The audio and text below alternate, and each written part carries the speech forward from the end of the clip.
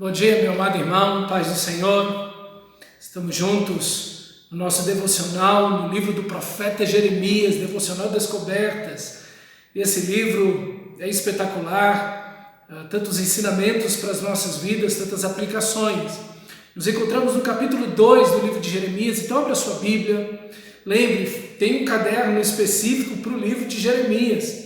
Ou se você tem um caderno de devocional, marque uma boa sessão para esse livro, para que você possa anotar, para que você possa escrever, para que você possa fazer perguntas, colocar suas dúvidas, observações, aplicações da sua própria vida. Sempre anote, leia a Bíblia sempre anotando, olhando o texto, analisando o texto sagrado. Eu acredito que esses devocionais aqui vão ajudar você a compreender um pouco melhor o texto. O profeta Jeremias, ele inicia o capítulo 2 falando que o tema central do problema do pecado de Israel, o núcleo, o caroço de toda a situação, o âmago de tudo que Israel está fazendo, é o que diz o versículo 17 do capítulo 2. Aqui está a queda de Israel. Tudo acontece porque Israel havia abandonado o Senhor. Deus inicia esse capítulo lembrando, primeiramente, de como o Senhor cuidou com o seu amor tão maravilhoso dos patriarcas, de Abraão. Ele usa uma figura de linguagem tão bonita, quando no deserto, ali sozinho, desamparado, era amado do Senhor e amava o Senhor e não tinha culpa nenhuma, e como Deus o cuidou dele, dos patriarcas ali. E aí então, a partir do versículo 5, ele vai mostrar a maldade que Israel começa a cometer, e a primeira delas é a pergunta que Deus faz: qual maldade, qual crueldade, que ato ruim, maldoso Israel achou em mim?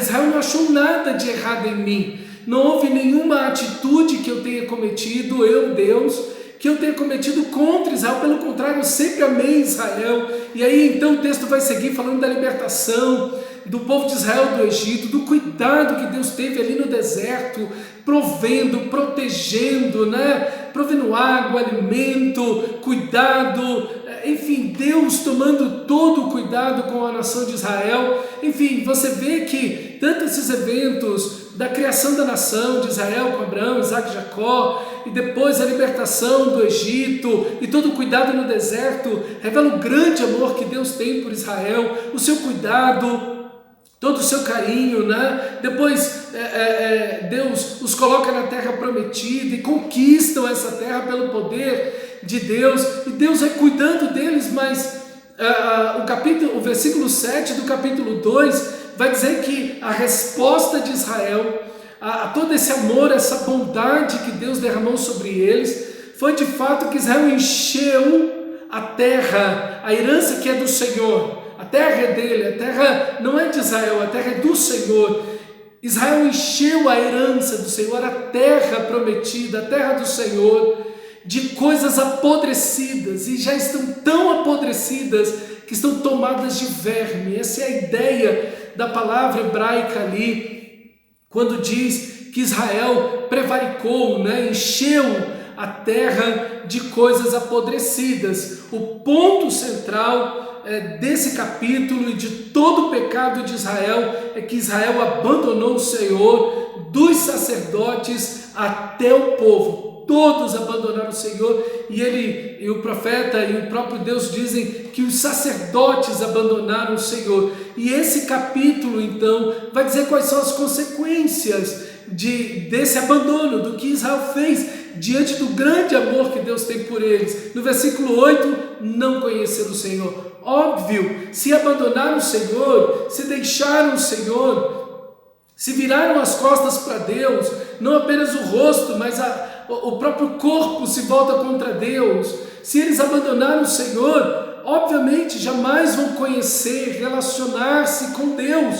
Ao contrário, o texto segue dizendo que a rebelião entra no coração deles. Eles não apenas não querem relacionar-se com Deus, eles se tornam inimigos de Deus, eles se tornam contra Deus, contra a palavra de Deus, contra as ordens de Deus, o governo de Deus, e instituem Baal, né, e outros deuses como os seus próprios deuses, e orientam as suas vidas de acordo com a cosmovisão daqueles deuses, de acordo com os princípios, de acordo com os mandamentos que aqueles deuses tinham.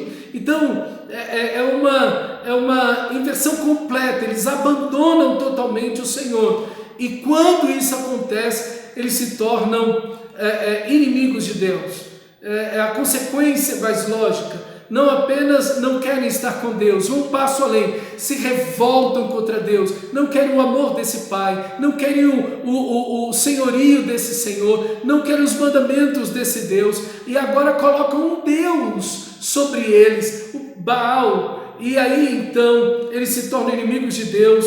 Por isso Deus agora, no lugar de destruí-los completamente, vai e disciplina esse povo, e vai disciplinar seus filhos e seus netos, porque não apenas eles, mas seus filhos e seus netos, e as gerações que vão se passando, vão abandonando o Senhor, vão tomando a mesma atitude. Mas o que Israel faz, irmãos, o que Israel comete, nenhum povo jamais fez, de abandonar seus deuses para cultuar outros deuses. As outras nações até agregavam deuses aos deuses que já adoravam, mas eles não abandonavam esses deuses por outros, eles agregavam mais deuses. Israel não, Israel abandonou o Senhor, e aqui está a essência do pecado, aqui está a essência do que é o pecado, é deixar a Deus, é esconder-se de Deus como Adão e Eva, é abandonar o Senhor, é não querer estar com Ele, é não ter prazer em Deus. Quantas pessoas têm prazer, e o seu prazer não está no Evangelho, na igreja, na Bíblia, na oração, na adoração, na vontade de Deus. Ao contrário, pessoas que o seu prazer, cristãos nominais, cuja sua vontade e prazer não se encontram em Deus e na sua igreja, mas se encontram nos deleites do seu próprio coração. O versículo 13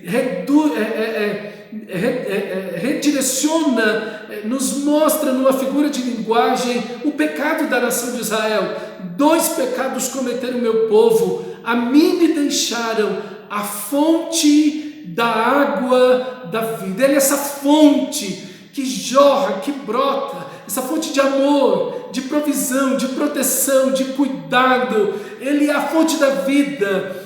Sem Ele tudo é trevas, não há vida, só a morte. Ele é a fonte originadora de toda vida, de toda paz, de toda alegria, de toda bondade, de toda beleza, de toda perfeição. Deus santo, maravilhoso e bondoso, me deixaram a mim a fonte da água da vida. Para quê? Para cavar para si mesmos cisternas furadas, que não retém água. Quando vão pegar, o que tem às vezes é só lama, e quando não, só apenas areia. Deixar a fonte da água da vida é o pecado, e cavar para si cisternas furadas que não retém água é o outro pecado. O versículo 14 a 17 diz o resultado dessa situação, dessa atitude pecaminosa. Não há nada pior do que isso, não há nada mais grave do que deixar o Senhor, porque Ele é o autor da vida. Todo ser humano, tudo que existe por Ele, por meio dEle e para Ele. Deixá-lo é a maior ingratidão, é a maior dureza, é a maior maldade, porque você está deixando o amor. Você está abandonando o amor, abandonando Deus, você está abandonando a vida. Esse é o maior pecado que você pode cometer. É a frieza espiritual, é abandonar o teu primeiro amor, é esfriar nisso, meu amado irmão. Israel, no lugar de buscar o Senhor, de se voltar para o Senhor, porque o resultado de uma decisão dessa é o fracasso, não tem jeito. ao entregar seus deuses, enfraquecer-se, no lugar de se voltar a Deus em arrependimento, eles vão buscar ajuda do Egito, e vão buscar ajuda na Síria, ajuda política, financeira, militar, econômica, e Israel diz ao Senhor: eu não quero te servir.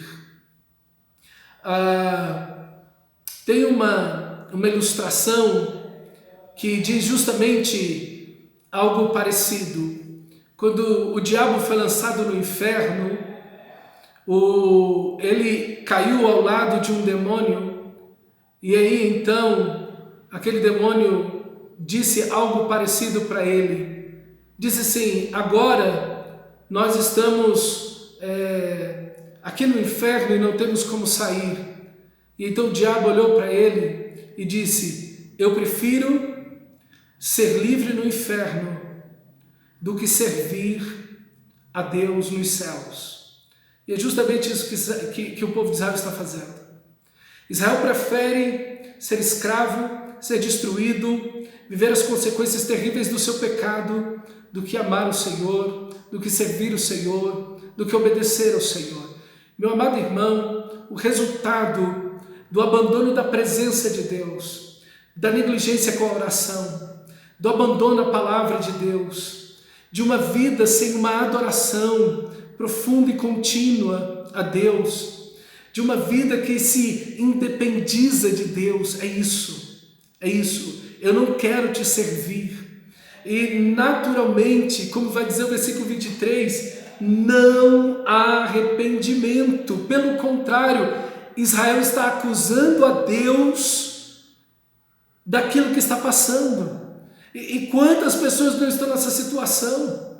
Abandonam a Deus e viram as costas para a oração, para a palavra de Deus, para o culto, viram as costas para tudo aquilo que é sagrado, santo, para a presença de Deus. Abandonam o Senhor, deixam o Senhor, negligenciam o seu tão grande amor, abandonam a cruz de Cristo.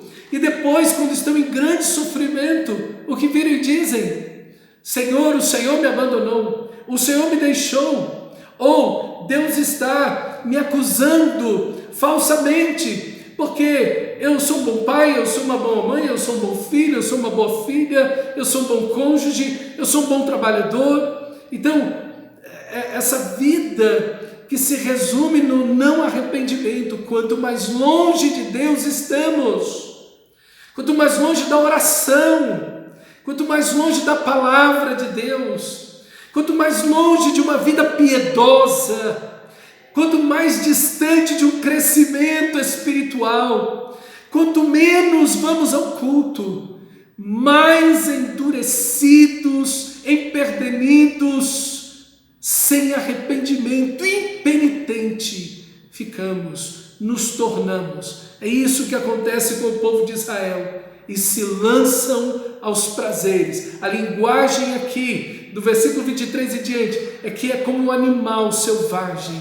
é como um animal que simplesmente se atua pelo cio, né? Age pelo instinto, simplesmente está no cio e vai buscar saciar aquele desejo. São pessoas guiadas pelo seu próprio coração, guiadas pelo impulso do seu coração. Não se refreiam, não pensam, não reflexionam, não buscam a vontade de Deus, simplesmente vivem pelo impulso do seu coração. A sociedade que nós vivemos rege isso. A cultura que nós vivemos pensa assim: não se dê limites, não freie seu coração, não deixe de satisfazer nenhum dos seus desejos, realize toda a sua vontade, dê vazão a todos os impulsos do seu coração, não se prive de nenhum prazer. Essa é a sociedade caída, sem Deus, que virou as costas para Deus.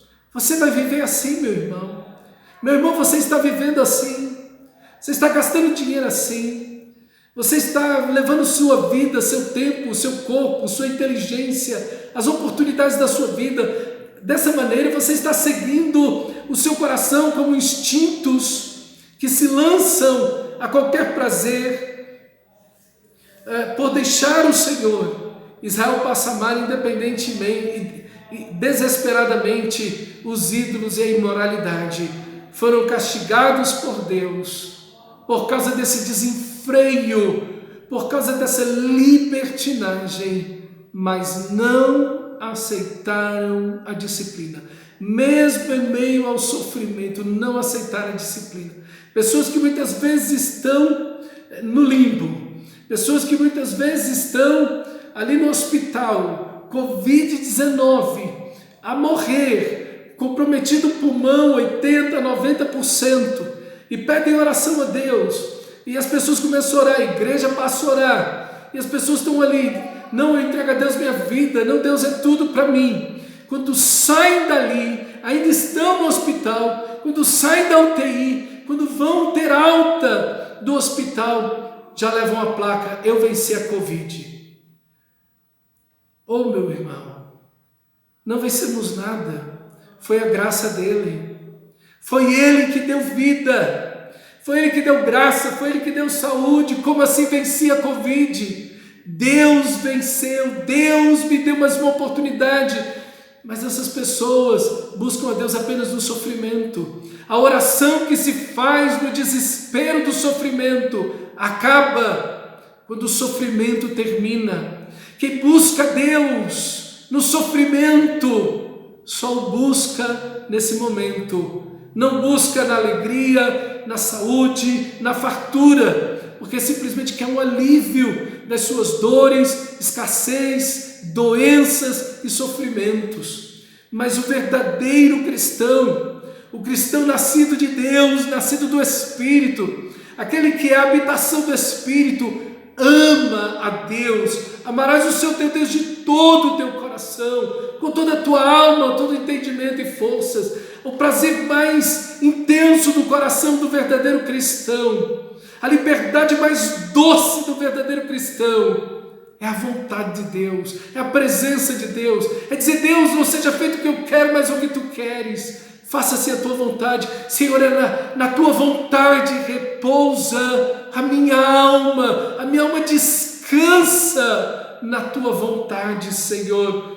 Mas Israel diz no versículo 31, somos livres, jamais voltaremos a ti. Meu povo, diz Deus, se esqueceu de mim por dias sem fim. E diz ao Senhor: eu sou inocente, a ira do Senhor se desviará de mim. Quer dizer, Deus não vai me castigar.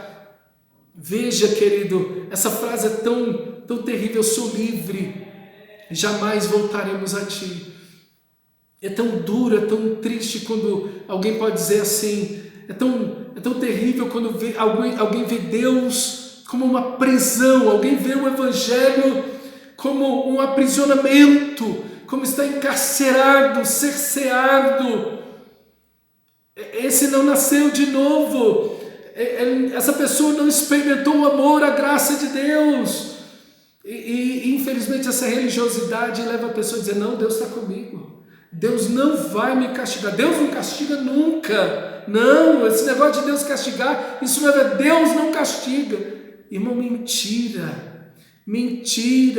Deus disciplina o filho que ama e açoita a todo aquele que quer bem. Meu amado e bom pensamento maligno esse, tão comum na nossa época, que você possa se voltar para as Escrituras Sagradas e aceite você a disciplina do Senhor.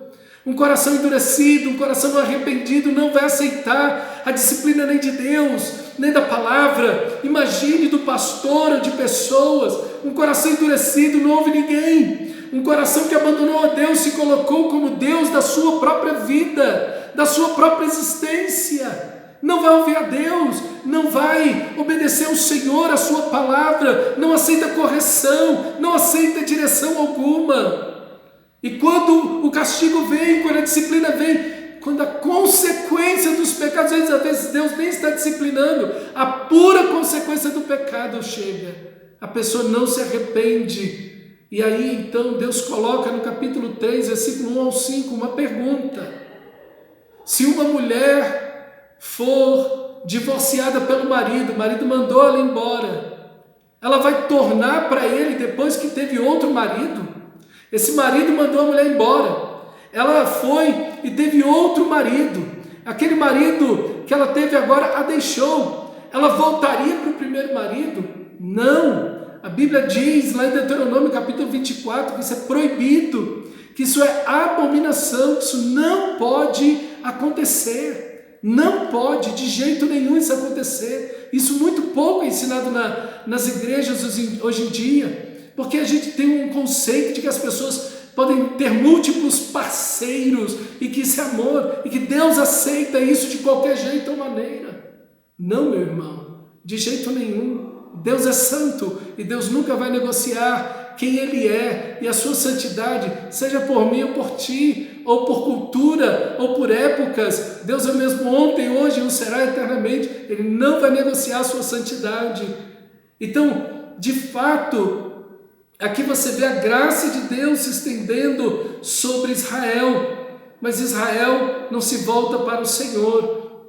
E a partir do versículo 6 começa uma nova profecia. O falso arrependimento, diz o versículo 10 de Israel, de Judá, diante da correção e do desastre que aconteceu com o reino do norte, Israel. O falso arrependimento de Judá foi a sua ruína. Mesmo vendo a sua irmã Israel, as 10 tribos do norte, sendo levado cativo pela Síria, Judá tem um falso arrependimento, e isso foi a destruição da nação de Judá, do reino do sul. Mark Dever diz o seguinte, que as falsas conversões são o suicídio da igreja. E é verdade. Pessoas que não se arrependem, pessoas que têm remorso, pessoas que simplesmente sabem que estão erradas, mas continuam no erro, pessoas que não se arrependem, que não mudam, assistem cultos, pregam, cantam, dançam, oram, fazem campanha, são crentes nominais, a vida delas continua a mesma, elas são as mesmas pessoas. Essas pessoas são de fato o suicídio da igreja, porque elas estão na igreja, por causa dos anos que passam, se tornam líderes na igreja, assumem cargos, mas continuam ali sem nascer de novo, Quantas pessoas eu já vi assim? Quantas dezenas de pessoas eu já não vi passar na mesma situação? Pessoas que estão na igreja e nunca nasceram de novo. Infelizmente, Judá está sendo destruído por sua própria infidelidade e crescente pecado que comete. Ela avança, ela cresce no pecado, e isso tudo está trazendo uma destruição sobre ela mesma. Versículo 14 do capítulo 3, enquanto Deus os chama ao arrependimento, convertei-vos, ó filhos rebeldes, e lhes darei pastores segundo o meu coração. Pastores que chamem o povo ao arrependimento, pastores que amam o Senhor, pastores que confrontam o povo, pastores que apontam o caminho, pastores que revelam quem é Deus, pastores que levam o povo a obedecer a palavra do Senhor, que amam o Senhor e que levam as pessoas a obedecerem ao Senhor da glória, que trazem o conhecimento de Deus. Mas, infelizmente, em versículo 22, Deus continua chamando o povo de Israel, o povo de Judá, dizendo: voltai, ó filhos rebeldes, e eu curarei as vossas rebeliões, enquanto não admitirem que o Senhor, que só no Senhor está a salvação, eles irão perecer. A dureza de coração, a insensibilidade. Que você tome cuidado, meu irmão. Está sentindo algum tipo de frieza, alguma indiferença? Não há vontade no seu coração de orar, de ler a Bíblia? A dureza na hora do pecado, as tentações estão se tornando mais fortes sobre você, não está conseguindo vencer pecados, pelo contrário, está caindo nesses mesmos pecados de forma repetitiva e recorrente. Abandonou a oração, relativizou o culto ao Senhor, abandonou as escrituras sagradas, não tem prazer na adoração em Deus.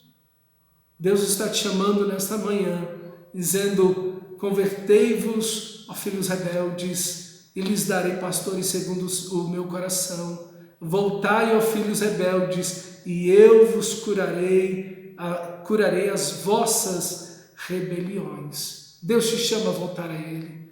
O maior pecado que você vai cometer é deixar o Senhor. Não cometa o maior pecado da sua vida. Não destrua a sua vida por meio da rebeldia, do abandonar o Senhor. Pelo contrário, volte-se a Ele. Volte-se a Ele. Arrependa-se, humilhe-se, busque ao Senhor. Diga a Ele: meu Deus, tem dias que eu não oro, tem semanas que eu não leio a Tua palavra.